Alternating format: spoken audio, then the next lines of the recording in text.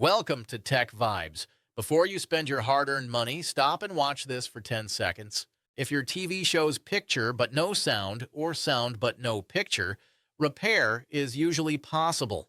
If the screen is cracked, permanent lines appear, or half of the display is missing, replacement is usually the better choice. I am speaking like a technician standing in front of your TV.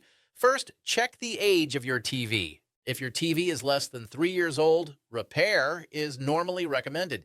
If your TV is more than 5 years old, replacement often makes more sense. Second, identify the exact problem. If the TV has no power at all, the power supply board is usually faulty. This repair is affordable and parts are easily available. Random restarts, boot loop, or being stuck on the logo usually indicate software or mainboard issues.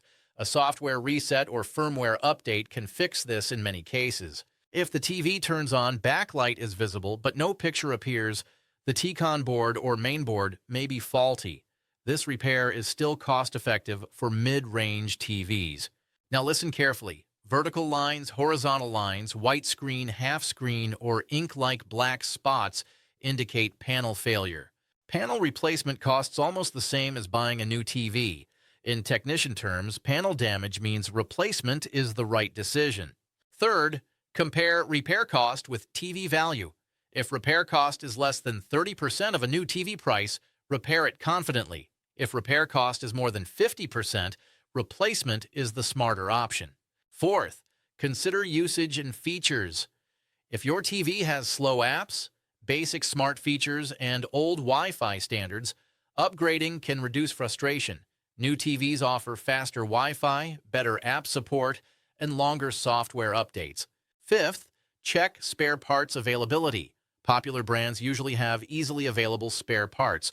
Rare or uncommon models can cause delays and repeated failures.